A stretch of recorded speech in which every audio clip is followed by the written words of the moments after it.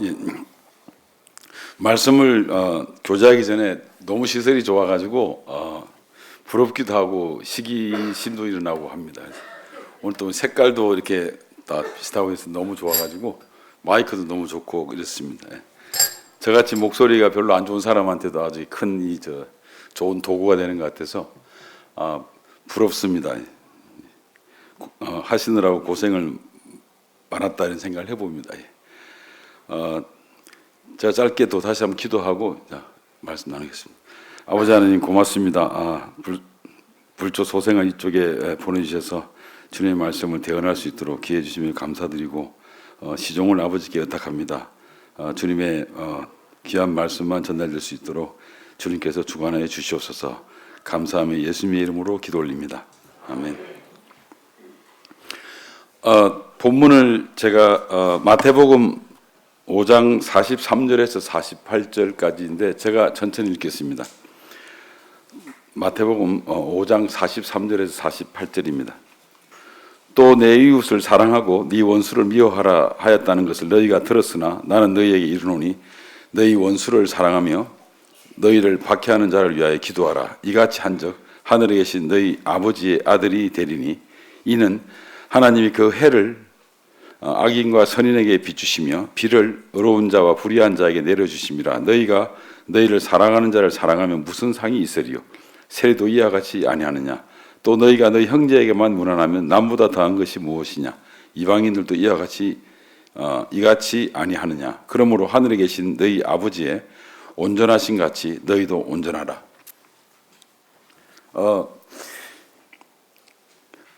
그 주제가 아주 좀 애매하긴 합니다. 원수를 사랑하라. 그래서 결론부터 말씀드리면 이 원수는 누군가 하니 바로 옆에 앉아 있는 사람입니다. 그래서 근데 저도 처음에는 뭐 단순하다고 생각했는데 할수록 확장시키면 우리가 다 주님의 원수가 아니었냐 원래 말 안 듣고 말이에요. 그래서 잘 지내라고 그랬더니 에덴에서 그냥 쓸데없는 짓 해가지고 쫓겨나고 말이에요. 저는 어릴 때 어머니가 저보고 저 왼수 그래가지고 저게 뭔 소린가 했는데 그 심정 인지야 이해하겠더라고요. 왜냐하면 아들 딸 보니까 저게 내 왼수다 왼수 뭐 이렇게 나오니까 다 돌고 도는 것 같습니다. 그래서 그걸 확장시키면 주님께서 하나님께서 에덴 동산 만들고 난 뒤에 잘 지내라고 그랬더니 그냥 다 깨트리고 망가뜨려 가지고 저 왼수 하지 않았겠습니까? 그죠? 그래서 회복하려고 예수님을 보내고 하는 걸 보면 이게 저는 진리가 엄청나게 멀고 저 끝에 있고 있잖아요. 막 그 스님들이 도 닦는 그런 수준인 줄 알았는데 나이가 조금 들다 보니까 아주 단순하고 명쾌하더라고요. 명료하고. 그래서 원수를 사랑하라는 걸 주제로 한번 정해봤습니다.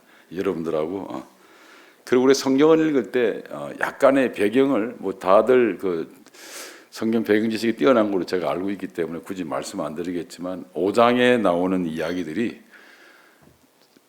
예수님 쫓아다니는 저 사람들이 그렇게 막 예루살렘에 막 힘세고 이런 사람 쫓아다니는 게 아니라 정말 별 볼 일 없는 사람들이 예수님을 쫓아다녔잖아요. 그래서 예수님을 쫓아다니는 분은 기본적으로 세상적으로 사회적으로 지위가 높았던 사람은 아닌 것 같습니다. 예수님 제자들의 면면을 살펴봐도 그렇고 오죽 하면 먹을 게 없어가지고 아이가 도시락 사온 벤또를 뺏어가지고 그거를 뻥튀겨가지고 이렇게 줄 정도로 그거 보면 이 사람들이 다들 이렇게 잘 사는 사람은 아니었던 것 같아요. 근데 그런 사람들이 무슨 원수가 있겠습니까? 그죠? 근데 그런 사람들한테 뭐라고 이야기하냐면 원수를 사랑하라 이러는 거예요. 이런 것들이 이제 핵심입니다. 그 위에 보면 이 5장 42절이나 3절, 39절부터 보면 네 오른쪽 뺨을 때리면 왼쪽 뺨도 내밀어라. 그 다음에 뭐 속옷 가져가려면 겉옷까지 줘라. 또 억지로 오리를 가게 하면 심리를 가라. 이거 뭐 이 불쌍한 사람들한테 이게 뭔 소리입니까? 그죠? 이게 뭔 소리냐고요. 이런 배경을 알면 아주 좀 성경을 이해하는 데 쉽습니다. 자, 첫째, 가난한 사람한테 원수를 사랑하라고 이야기합니다.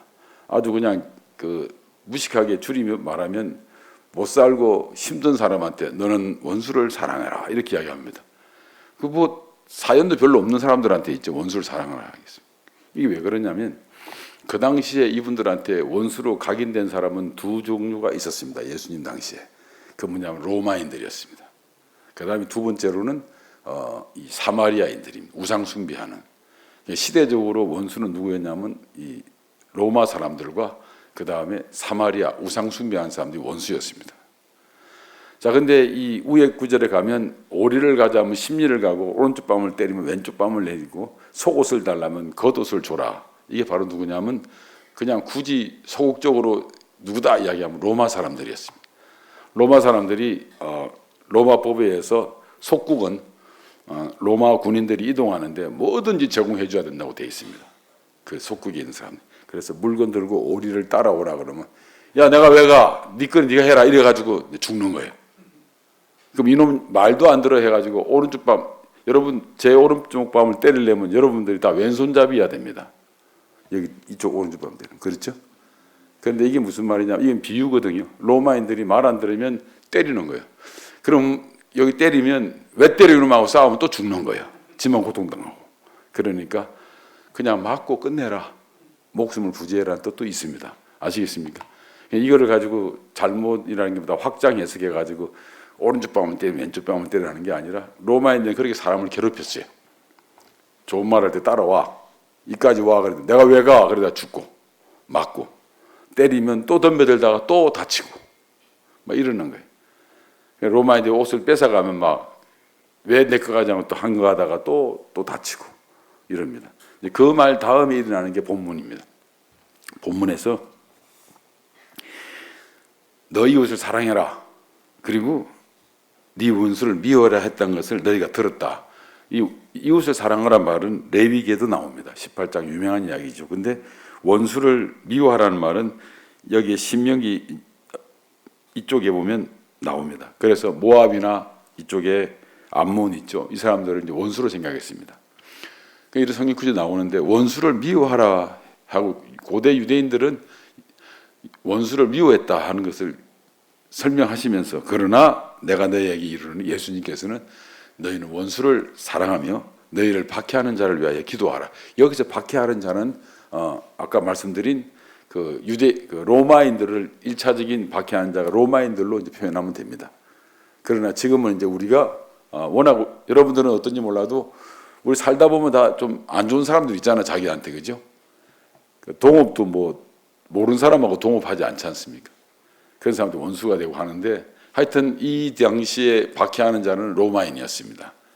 그래서 이제 우리가 이것을 뭐 로마인이라고 딱 치교할 필요는 없이 지금 우리를 박해하는 사람을 위해서 기도하라 그러면 이게 말이 안 되죠. 그런데 말하기를 원수를 사랑하고 너희를 박해하는 자를 위해서 기도하라고 합니다. 뭐 원수를 사랑하라 기도하라 말은 쉽지 않죠.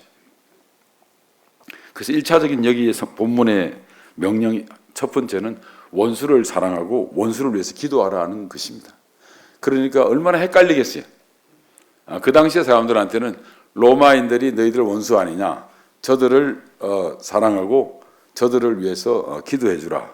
이러니까 그 쫓아다니던 사람들이 얼마나 충격받겠어요, 그죠? 뭐 여기 성경에 나오진 않지만 저 같으면 아니 뭐 너무 심한 거 아니냐고 이렇게 할 수 있는데 그래야만 하나님의 아들이 된다고 이야기를 하고 있습니다. 그렇게 그 다음에 거기에 대해서 이제 설명을 하죠. 해도 악인과 이 선인에게 비추고 비도 나쁜 놈과 좋은 사람들한테 비도 똑같이 내린다 하나님께서. 그러니까 너네가 가족들한테 잘하고 친구들한테 잘하고 뭐 이렇게 친한 사람한테만 사랑하고 그를 위해서 기도하면 그거 누가 못하냐 다 아는 거 아니냐. 여기서 뭘 나오냐면 그리스도인의 차별성입니다. 그리스도인의 어떤 그 분명한 어떤 경계가 나옵니다. 남들 다 아는 것처럼 신앙생활 하는 거는 이건 의미가 없다는 거지. 특별하게 이 구원받은 사람들은 구원받은 만큼 있지 않습니까? 특별하게 세상 사람들 하지 못하는 한 단계 업된 그런 삶을 이제 요구하는 겁니다. 그래서 마지막에 명령이 또 하는 건 나오는데 왜냐하면 하나님께서 온전하시지 않냐. 너희도 온전하라 이러고 이제 마치십니다. 이 마지막 구절이 상당히 애매합니다. 전부 다 원수를 사랑하고 원수를 기도하라고 그랬는데 너희도 온전하라고 이야기합니다. 여기 온전하는 말이 참 애매하죠. 왜냐하면 성경에는 이런 용어들이 많이 나옵니다.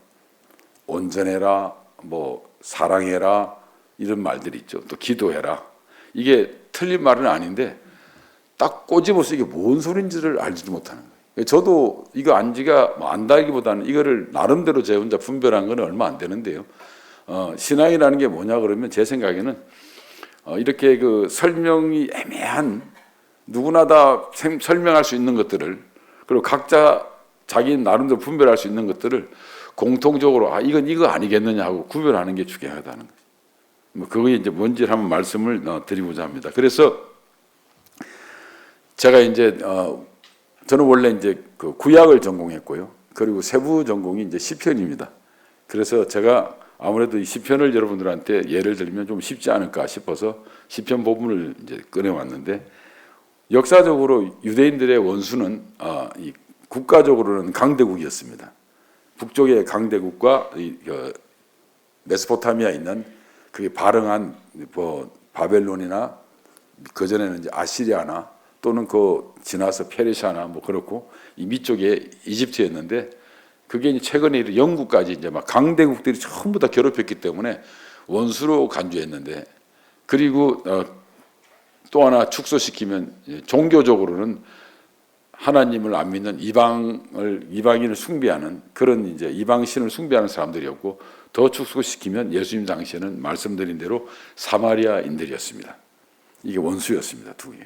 그래서 우리도 사실 원수라 그러면 자기하고 친하고 다 헤어지고 뭐 괴롭힌 이 개개인을 이야기하지만 우리도 국가적으로 보면 그냥 아직까지도 일본하고 으르렁대고 또 중국을 저거 믿어야 되나 말아야 되나 할 정도로 막 이러고 고통스럽게 있고 요번 또 달러가 막 올라가니까 미국 사람들한테 또 한번 다시 한번 생각해야 되지 않냐는 또 여론도 일어나고 그래서 6.25 전쟁이 끝나고 난 뒤에 그 말이 나오는데 뭐 그 말을 다시 상기하는 미국을 믿지 마라 뭐 이런 말 하는 사람도 있다고 하고 막 할 정도로 도대체 헷갈리니까 근데 여기에 핵심은 뭐냐면 나를 괴롭히는 걸 원수라고 생각하는 거지. 나하고 아무 상관없는 사람이면 나를 가깝게 지냈다가 갑자기 나한테 좀 나를 괴롭히는 이런 거를 원수라고 생각하는데 여기 보면 아주 적나라하게 나타납니다. 누가복음 9장 51절 56절을 보면 예수께서 성천하실 기약이 차감해 예루살렘을 향하여 올라가기로 굳게 결심하고 사자를 앞서 보내심에 그들이 가서 예수를 위하여 준비하려고 사마리아인의 한 마을에 들어갔더니 예수께서 예루살렘을 향하여 가시기 때문에 그들이 받아들이지 아니하는지라. 물론 이제 예루살렘을 인정하지 않으니까 사마리아인들은 그리스도산을 인정하기 때문에 좋아하지 않겠죠. 그랬더니 제자 야고보와 요한이 이를 보고 이르되 주여 우리가 불을 명하여 하늘로부터 내려 저들을 멸하여 하시기를 원하시나이까. 그러니까 한마디로 하면 예수님께 제자들이 저놈들 혼내주십시다 예수님 이렇게 이야기하니까 예수님께서 뭐냐면 그걸 꾸짖으시면서 다시 다른 마을로 가셨다 이렇게 합니다. 이게 이제 사마리아인들을 되게 이제 싫어한 유대인들의 이제 그 태도 또는 관념 그 당시에 관점을 보여주고 있습니다. 그래서 이걸 예수님이 꾸짖었다는 거예요. 그래 우리도 같이 혼내주자 이러지 않고 꾸짖었다는데 이게 조그만 성구 같지만 그 당시의 상황을 잘 보여주는 사마리아인들에 대한 유대인들의 관심을 인식을 알 수 있습니다. 그 우리나라 같은 경우도 지금 되게 힘들잖아요. 막 달러도 이렇게 환율상 그렇고 한데 뭐 이렇게 누구다 원수다 아니다를 떠나서 우리를 괴롭히는 것 같고 우리가 많이 힘들지 않습니까? 오늘 아침에 뉴스를 보니까 우리가 IMF 이후에 처음으로 마이너스 수입이 더 많아지고 적자가 처음으로 나타났답니다. 이런 것이 누적 때문에 이제 상당히 우리 경제 또 우리 삶 곳곳에 이제 고통이 이제 있을 것 같고 이렇게 되다 보면 여기저기서 이제 볼멘 목소리가 나오고 우리들의 삶이 좀 경제적으로 힘들어지지 않겠냐 하는 생각을 해보는데 어떻든 이런 것들이 이제 우리를 이제 급습하고 있습니다. 계속 예상하지 못한 일들이 일어나고 있는데 그래서 제가 첫 번째 원수는 누구냐 하고 규정하면 이렇게 원수는 나한테 고통을 주는 자다. 그 첫 이야기할 때 옆에 있는 분이 저는 지금은 고통을 안 주지만 관계가 안 좋으면 또 고통을 주지 않습니까? 그죠? 그 고통 주지요. 지금 친하다고 열심히 같이 지내고 전화 많이 하고 밥도 같이 먹다가 뭐 한번 일이 삐뚤어지면 이제 쳐다도 안 보고 돌아서 가지고 막 이러는 사람도 없잖아 있단 말이죠. 하여튼 어떻든 그거는 뭐 여러분들이 알아서 하시고요. 하여튼 이게 나한테 고통을 주는 분이 고통을 주는 사람을 원수로 규정하고 있습니다. 성경에서 볼까요? 그래서 시편 6편 7절에 보면 내 눈이 근심으로 말미암아 새하며 내 모든 대적으로 말미암아 어두워졌다. 그러니까 얼마나 원수가 심하게 굴었으면 이 사람이 이제 앞이 안 보일 정도로 신경쇠약에 걸렸다 하는 말이고요. 시편 7편 2절에 보면 그들이 사자같이 나를 찢고 물어 뜯는다. 그러니까 엄청나게 막 괴롭히는 거죠. 사자 같다. 그 당시에 표현의 가장 최고의 극치의 표현이 이제 막 사자같이 막 황소처럼 있잖아요. 막 이렇게 나옵니다. 그 다음에 시편 10편 9절에 보면 사자가 나같이 불쌍한 사람을 잡으려고 딱 이렇게 행동하고 있다. 이런 것들을 이야기하고. 그 다음에 시편 17편 7절에 12절에 보면 그들은 사자 같으며 젊은 사자 같아. 얼마나 뭐 힘세고 그냥 무섭고 있겠습니까? 그러기 자기를 이제 괴롭히려고 하는 것 같고. 그 다음에 38편 12절에 보면 나한테 이렇게 함정을 파뜨려 가지고 나를 괴롭히려고 애를 쓰는 뭐 그런 사람으로 표현하고 있습니다. 참 힘들죠. 그래서 140편 5절에 보면 여기도 아주 그 원수가 아주 건방진 사람이고 거물을 쳐가지고 함정을 만들어서 나를 못 살게 구는 뭐 이렇습니다. 여러분 지금은 우리가 이런 사람이 우리 주변에 없겠죠. 그러나 한 가지 확실한 것은 나한테 여러분 원수가 있다는 건 좋은 건 아닙니다. 그죠? 그러나 거꾸로 이야기하면 원수가 없다는 이야기는 그만큼 그 사람이 삶을 거시기하게 살았다는 거죠. 아무 생각 없이. 뭐 하다 보면 복음을 전하도 원수가 있을 것이고 그렇지 않습니까?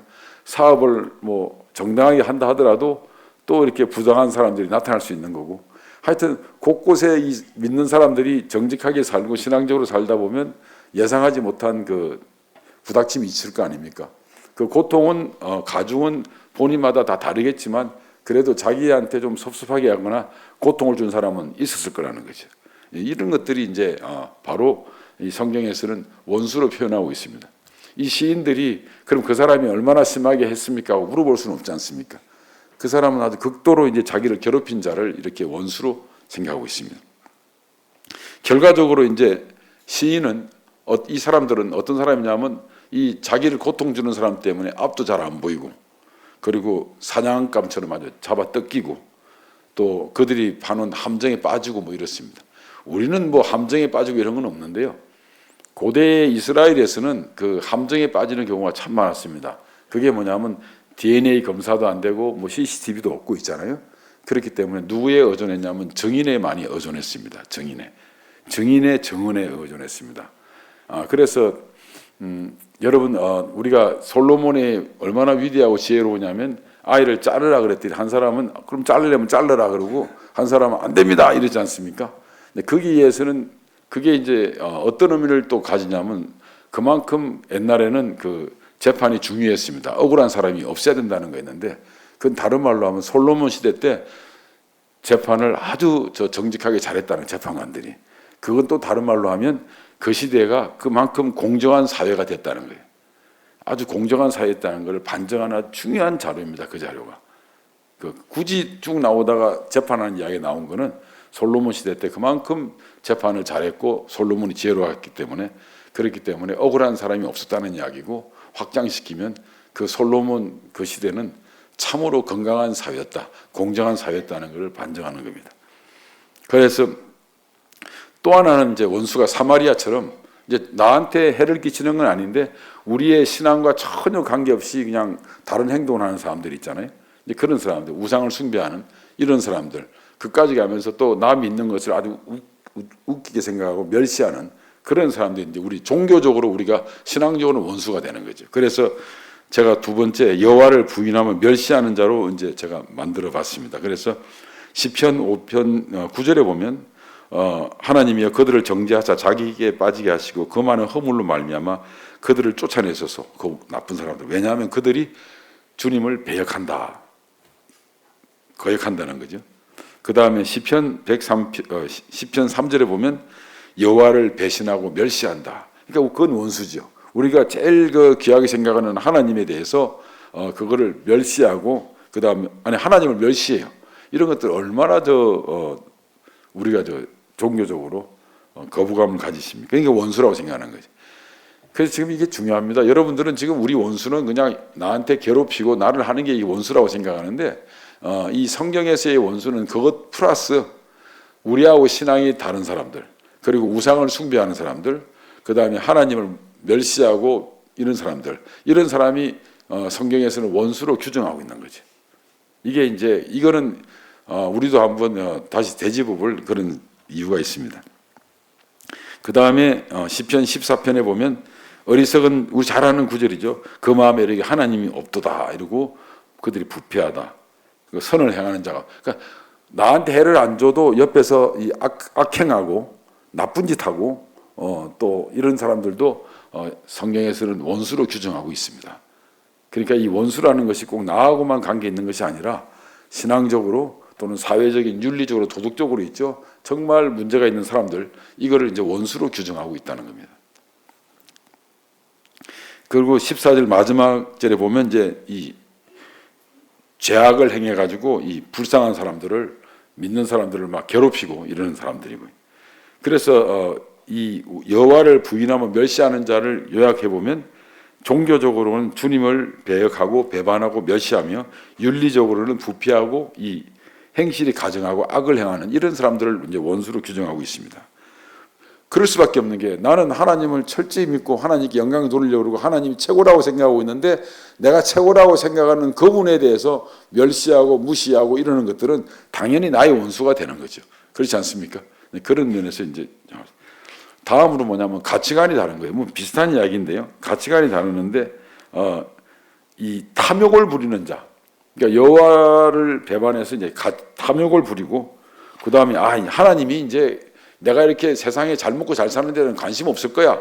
그러면서 그냥 하나님은 없다고 생각하고 하나님 쳐다보지 않을 거야 생각해서 자기 마음대로 그냥 탐욕을 부리는 이런 사람들도 이제 원수로 규정하고 있습니다. 그래서 원수는 뭐냐면 욕심이 많은 자고 여호와를 배반하고 아주 무신론적으로 행동하는 사람이다. 이제 마지막으로 이게 아주 그 어려운 이야기인데 우리하고 가장 적합하게 우리한테 다가오는 규절일 겁니다. 이 원수가 누구냐면 친지입니다. 지금 이렇게 이제 가까이 앉아 있다가 이제 이렇게 멀어질 수 있는 그런 소지가 있는 사람들. 그러니까 원수를 안 만들려면 결혼도 안 해도 되고 친지도 없어도 되고 고아하면 더 좋고 그렇게 해서 혼자 살면 됩니다. 그러니까 절에 가서 살면 원수가 없어요. 그래서 절에 있는 그 분들한테 물어봐도 그 세속 때 다 사연이 있는 사람들이 많더라고요. 그들도 고통 있는 사람도 많고 몇 분을 만나봤는데 이제 중간에 이렇게 들어간 사람을 보니까 그래서 제가 이제 그걸 요약을 했더니 원수는 누구냐면 언약을 맺었던 사이입니다. 손 깍지 끼고 다시 우리 이렇게 잘 살아보자 그런 거 있죠. 우리가 이 언약 중에 하나가 이제 결혼하는 거 아닙니까, 그죠? 결혼한 사람들은 지금 다 이제 원수 만들 소지를 만들어 놓은 사람입니다. 부부에서. 그래서 그런데 이제 여기서 언약은 이제 하나님을 믿는 그런 걸 잘 믿자고 약속했던 그런 사람들입니다. 시편 55편에 보면 저는 손을 들어 자기와 화목한 자를 치고 그 언약을 배반하였도다. 사실 구체적으로 이야기하면 아브라함과 하나님과 아브라함이 언약을 맺었고 다윗과 하나님이 언약을 맺었고 또 모세도 하나님과 이스라엘 백성이 언약을 맺었고 다 이렇게 언약을 맺었죠. 근데 그 언약이 다 깨지지 않습니까? 그러니까 뭐 하나님은 가만히 계시는데 그 믿는 사람이 다 언약을 깨뜨렸어요. 그러니까 하나님 보시기에 그 사람들 전부 다 원수가 되는 거죠. 그렇지 않습니까? 근데 깨뜨린 사람은 하나님이 누군지도 모르고 하나님은 뭐 없다고 생각하고 탐욕을 부리고 윤리적으로 타락하고 아싸하고 살고 있었고 하나님은 저 원수들 저거 없잡고 할 거 아닙니까? 그래서 그 언약을 회복시키기 위해서 예수님을 다시 보내셨단 말이죠. 그러니까 당연히 예수님이 말씀이 원수를 사랑하라는 말에는 이미 너네들이 하나님 원수 아니냐, 이스라엘 너네들이 하나님 원수 아니냐, 언약은 누가 깼냐, 너네는 가까이 있는 사람들이 너한테 언약을 깨뜨렸다고 생각하느냐? No! 너네들은 에덴 동산부터 시작해서 너네 할아버지 조상 존경하는 아브라함부터 모세부터 전부 다 너네들하고 하나님과 언약 맺었는데 그걸 누가 깨뜨렸냐? 너네가 깨뜨리지 않았냐? 그 너네가 깨뜨렸으니까 너네가 하나님의 원수가 되지. 그런데 하나님께서 나를 보내셨다. 그러니까 내가 너를 죽으니까 너네들을 사랑한다. 하나님을 사랑해서 나를 보냈다. 그러니까 너네들도 마찬가지로 너희들 원수를 사랑해라. 내가 너희를 기도하듯이 그 말은 빠져 있지만 너희들도 나를 위해서 그 원수를 위해서 기도하라. 이건 당연한 말 아닙니까? 이런 것들이 이제 아주 말을 안 했지만 밑에 깔려 있는 거지. 그리고 뭐라 그러냐면 진짜 눈물 나오죠. 55편 12절에 보면 나를 책망하는 자가 원래부터 원수였으면 내가 참았을 거다. 자기를 높이는 자가 나를 미워하는 자가 아니다. 그랬으면 내가 그를 피했을 거다. 원래부터 그 사람하고 나하고 사이가 안 좋았으면 내가 그냥 덜 슬프다. 덜 힘들다. 그런데 왜 그러냐면 그가 나의 원래 동무였다. 나의 가까운 친구였다. 이러는 거예요. 그러니까 원래부터 원수였으면 내가 이해한다 이거지. 근데 내가 얼마나 믿고 신뢰하고 같이 지냈냐. 그런데 그 사람이 바로 내 친구고 그 사람이 나의 원수가 됐다니 내가 얼마나 실망감이 크겠냐. 이렇게 이제 합니다. 인간사회에 이렇게 힘든 일이 많죠. 그러면 동고동락했던 사이로 나옵니다. 어떤 말이냐면 35편에 보면 이런 겁니다. 네가 초상당할 때 내가 얼마나 나의 내일처럼 도와주고 슬퍼하고 같이 힘들었냐. 그런데 이제 너가 초상당할 때 마치 내 어머니가 돌아가신 것처럼 슬퍼하면서 같이 이렇게 상부상조하고 이런 거였는데 이젠 네가 나를 발꿈치를 들었다. 나를 괴롭히고 있지 않냐. 네가 나의 원수다 이러는 거예요. 그러니까 이런 사람들은 시인의 고백은 엄청나게 충격적이죠. 여러분 그러니까 앞으로 이제 초상집에도 같이 가지 마세요. 결혼식장에도 가지 마시고. 왜냐 같이 밥 먹고 상부상조한 사람이 원수될 소지가 있는 거예요. 야, 이 사람은 꼭 가야 돼. 비행기 타고라도 가야 돼 해서 울산에 서울까지 오고 막 그래가지고 같이 뭐 3일장 다 지내고 했는데 며칠 있다가 일기장에다가 내가 서울에 비행기 타고까지 갔는데 너는 누구냐? 나의 원수로다. 뭐 이러면서 한번 쓰면 이제 그 시기죠. 이게 참 이게 친하지 않는 사람한테 초상집 가고 뭐 이러겠습니까? 그죠? 남이 초상당했을 때 내 어머니가 돌아가신 것처럼 이렇게 했다. 이게 아주 적나라하지 않습니다. 그러니까 우리는 자꾸 이런 말 하는 이유가 우리는 주변에 원수 만들 소지를 엄청나게 가지고 있는 거죠. 정말.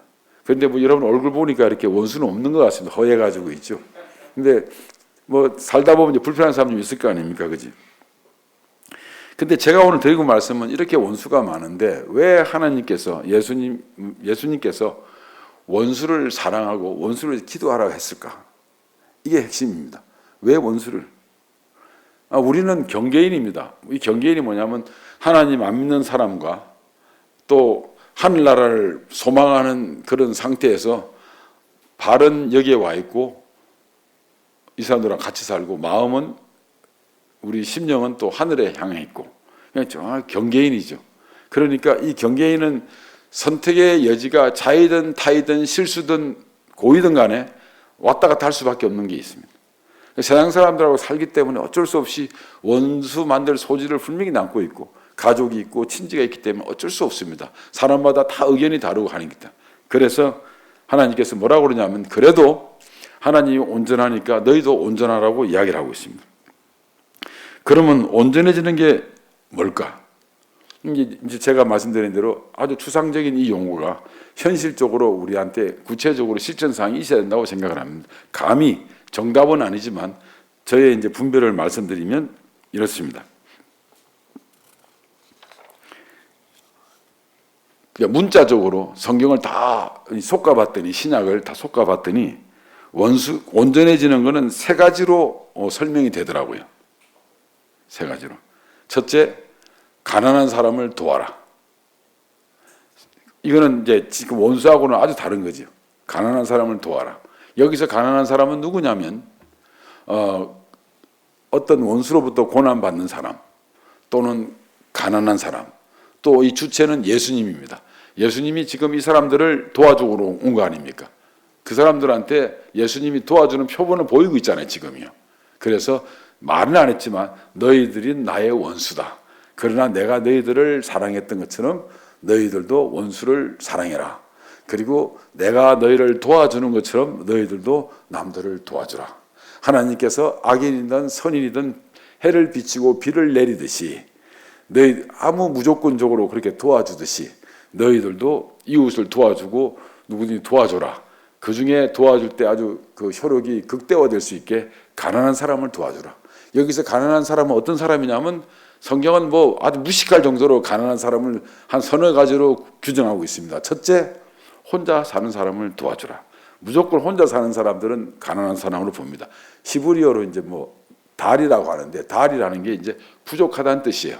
그리고 이제 여기 부족하다는 거는 육신적으로 부족한 건데, 몸이 아픈 사람이나 또는 이 반쪽이 없는, 남편이었거나 아내가 없는 그렇게 사는 사람은, 나이 드는 사람을 가난한 사람으로 규정하고 있습니다.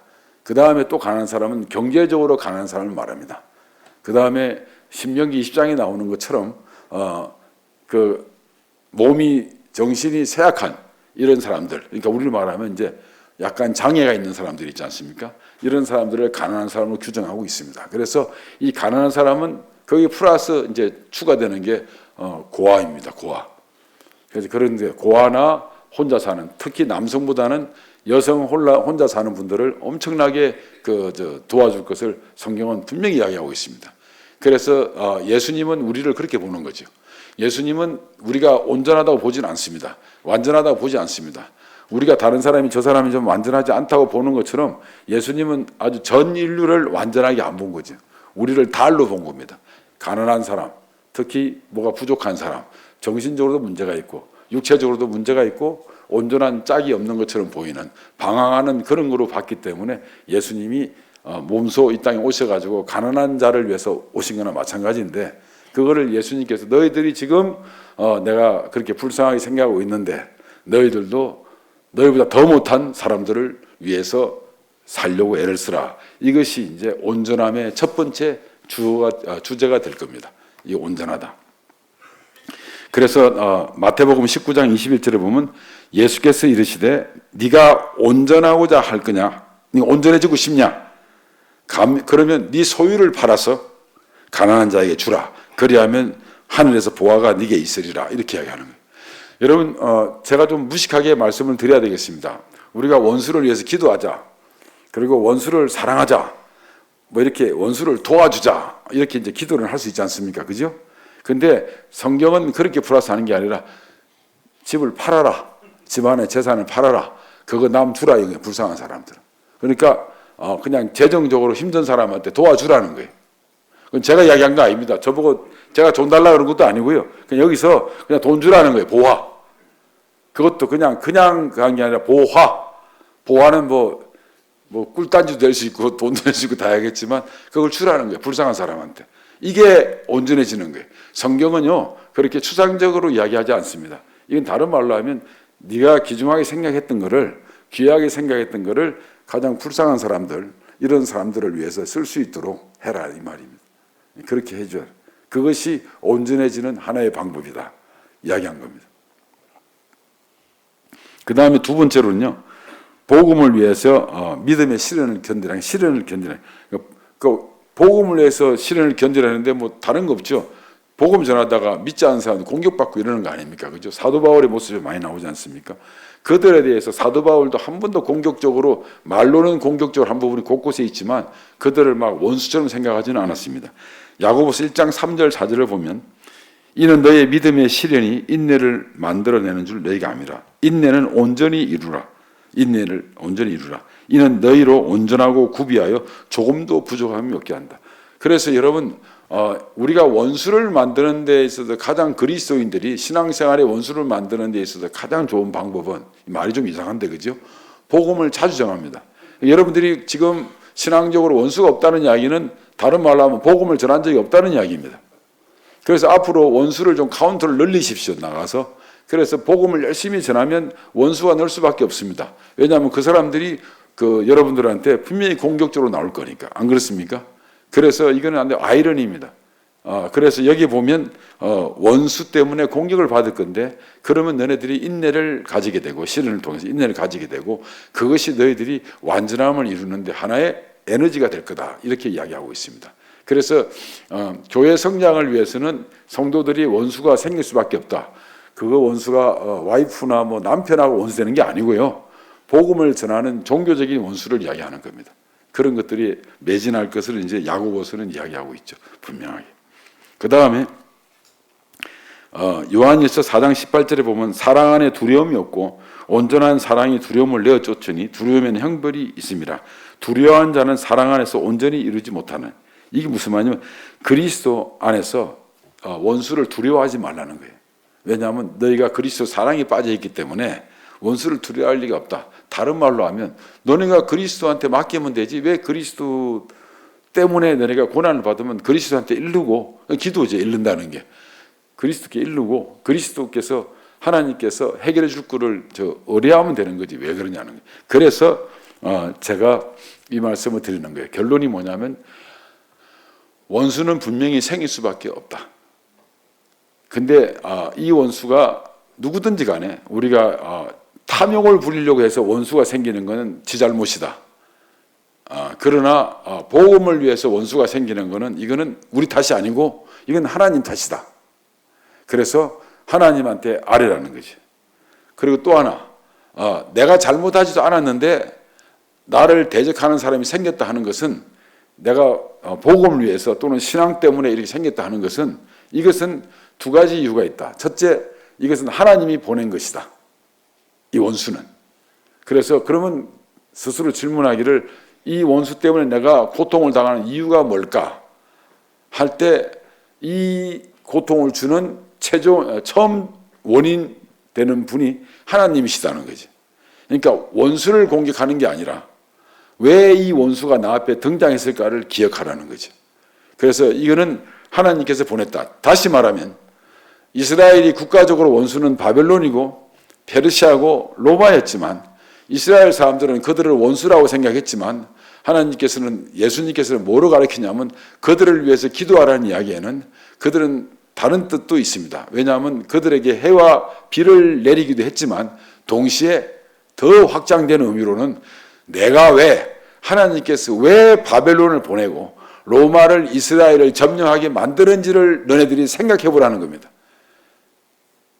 그러니까 내가 우리 아이 때문에 저 원수 같은 놈 할 때 그냥 오는 그런 단순한 느낌이 아니라 내 앞에서 나를 못 살게 구는 사람이 있고 못 살게 구는 국가가 있고 나를 점령한 이유가 있다면 저 사람이 못 살게 구는 이유가 있다면 이것은 내 의지와 상관없이 고통을 당하지만 그거를 곰곰이 생각해 보면 그것을 조장하고 그렇게 인도하신 하나님의 뜻이 뭘까를 분별하는 거죠.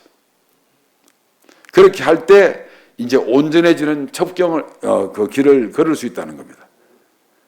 자, 그래서 제가 나가는 말을 제가 천천히 읽고 제가 원래 말이 두서가 없기 때문에요. 그래서 항상 이 원고로 준비합니다. 용서하시고요. 제가 읽겠습니다. 한번 보시면 되겠습니다. 원수에 대한 복수나 미움은 평정심을 잃는 것이며 유욕적인 것입니다. 성도는 모든 고통이 하나님으로부터 온다고 믿는 자입니다. 그러므로 원수의 핍박도 하나님으로부터 비롯된다고 믿어야 됩니다. 그래서 원수의 핍박을 해결하기 위해서는 하나님께 기도하는 것입니다. 덧붙여서 원수를 위한 기도는 불안에서 평정심을 회복하는 것이며 번민이나 감정을 모두 하나님께 맡긴다는 그리스도인들의 자세입니다. 그래서 원수는 고통을 주는 자이며 가치관이 세속적인 자이고 원수로 인한 고통이나 번민 또는 괴로움은 스스로 해결될 수 있는 문제가 전혀 아닙니다. 그것은 하나님에 의해서 해결될 수 있는 것입니다. 왜냐하면 성도에게 이러한 어려움을 주는 것은 표면적으로는 원수이지만 원수가 아니라 원수를 통한 하나님의 경고나 시험 또는 그 어떤 의미가 숨어 있기 때문입니다. 성도는 항상 고통을 당하거나 힘든 일을 당할 때 왜 하나님께서 이런 일을 내게 허락하시는 것일까 하는 것을 묵상하게 되며 그 해결을 하나님께 의뢰하는 것입니다. 이것이 기도입니다. 그러므로 원수가 성도를 괴롭히거나 핍박할 때 성도는 원수의 손을 빌은 하나님의 뜻을 분별하고자 노력하며 그 출발점이 바로 기도입니다. 그래서 원수를 위한 기도는 원수도 구원받지 못한 하나님의 피조물이라는 사실을 전제한 것입니다. 이러한 사실은 사도 바울이 동족이자 율법적인 유대인들이 자신을 핍박했음에도 불구하고 사도 바울은 그 동족인 그들을 위하여 하나님께 기도한 사실에서 잘 알 수 있습니다. 형제들아, 내 마음에 원하는 바와 하나님께 구하는 바는 이스라엘을 위함이니 곧 그들로 구원을 받게 함이라. 세상을 살다 보면 많은 우여곡절을 겪습니다. 그중에 사람과의 관계에서 오는 고통이 대부분일 것입니다. 인간은 사회적 동물이기 때문에 타인과의 관계를 맺을 수밖에 없습니다. 당연히 그 관계에서 갈등이나 긴장 또는 고통이 오갈 수밖에 없을 것입니다. 그래서 우리는 자기를 미워하거나 괴롭히는 사람을 원수라는 범주에 넣기를 주저하지 않고 있습니다. 두 가지 유념해야 할 것입니다. 첫째, 내가 고통을 당하는 것은 내가 잘못하지 않았는데도 나타나는 것인가? 가령 욥기에 나타난 의인의 고난입니다. 둘째, 복음을 위하여 고통을 당하는 것인가? 라는 것을 묻는 것입니다. 스스로 잘못이 없고 또 복음을 위하여 또는 의를 위하여 고통을 당하는 것은 하나님께서 해결해 주실 것입니다. 그러나 자신의 사욕을 위하여 비롯된 고통은 그 원인에 대하여 하나님께 회개한 후에 간절히 도움을 구할 수밖에 없는 기도가 있어야 할 것입니다. 본문에서 말하는 원수를 위한 기도는 세상적인 욕심이나 욕망 또는 이익을 구하지 않고 복음을 위하여 고난받는 성도의 기도를 말하는 것입니다. 이것의 롤 모델은 십자가상에서 세상의 죄를 대신하여 죽임을 당하실 때 원수를 위하여 기도하시는 예수님의 모습이며 스데반의 기도도 좋은 예가 될 것입니다. 이에 예수께서 이르시되 아버지 저들을 사하여 주시옵소서. 자기들이 하는 것을 알지 못함이나이다 하시더라. 그들이 그의 옷을 나눠 제비 뽑을세. 그들이 돌로 스데반을 치니 스데반이 부르짖어 이르되 주여 예수여 내 영혼을 받으시옵소서 하고 무릎을 꿇고 크게 불러 이르되 주여 이 죄를 그들에게 돌리지 마옵소서. 이들이 이 말을 하고 자니라. 또 하나 주목해야 할 것은 원수는 바로 나의 이웃이기도 합니다. 우리는 일상에서 누군가를 미워하고 있다면 그가 한때 나와 절친한 사이였음을 기억할 것입니다. 모르는 사람하고 관계없는 사람하고는 원수가 될 수 없습니다. 항상 원수는 나와 관계를 맺던 사람입니다. 그러므로 관계를 맺는다는 것은 원수 만들 가능성에 놓여 있음을 의미합니다. 이것은 이웃이 원수며 원수가 이웃임을 말하는 것입니다. 이런 까닭에 원수 사랑은 곧 이웃 사랑인 것입니다. 그리고 이웃 사랑은 율법의 시작이며 완성임을 갈라디아서 5장 14절은 말하고 있습니다. 예수님께서 본질상 진노의 자식이었던 우리를 이웃으로 간주하여 우리를 위하여 돌아가심으로써 원수 사랑과 이웃을 위한 기도가 무엇인지를, 즉 온전함이 무엇인지를 교훈하고 계십니다. 그래서 제가 결론을 다 말씀을 드렸는데 저는 우리가 신앙을 나의 잘못과 복음을 위한 어떤 고통, 이것은 구별해야 된다고 봅니다. 그래서 우리가 앞으로 이제 교회도 뭐 잘 모르겠지만 하여튼 교회를 새 리모델링하고 울산 교회가 아주 이렇게 확장되고 주님 안에서 부흥하는 그런 걸 정말 기린다면 여러분들이 이제부터 복음을 위해서 이렇게 고난 받을 그런 각오를 해야 되지 않겠는가? 우리 노량진 교회도 지금 이제 리모델링이 거의 끝나는 시점에 이르렀는데 이렇게 새롭게 시작한다는 것은 뭔가 이제 새로운 출발을 의미하는 거 아니겠습니까? 그죠? 물론 이제 그러다 보면 이 부정적인 용어이긴 하지만 원수를 만들 소지를 이제 만들게 됩니다. 아무튼 여러분들께서 이러한 각오가 있기를 저는 이 제3자로서 한 19로 성도로서 이렇게 고면을 하고 싶습니다. 좀 일찍 끝났지만 제가 기도하고 마치겠습니다. 예. 하나님 아버지 감사합니다. 저 같은 소자를 불러주시고 이렇게 교제할 수 있는 기회를 주시고 감사합니다. 바라옵기는 저희들이 모두 다 주님의 사랑을 배우고 이웃을 사랑하고 원수를 사랑하는 마음 가지기를 원하며 이 모든 것이 복음을 위한 주님께서 복음을 위해 돌아가신 것처럼 저희도 복음을 위해서 살고 복음을 위해서 죽는 그런 신앙의 기회가 되기를 진심으로 바랍니다. 시간 주심에 감사하며 예수님의 이름으로 기도 올립니다. 아멘.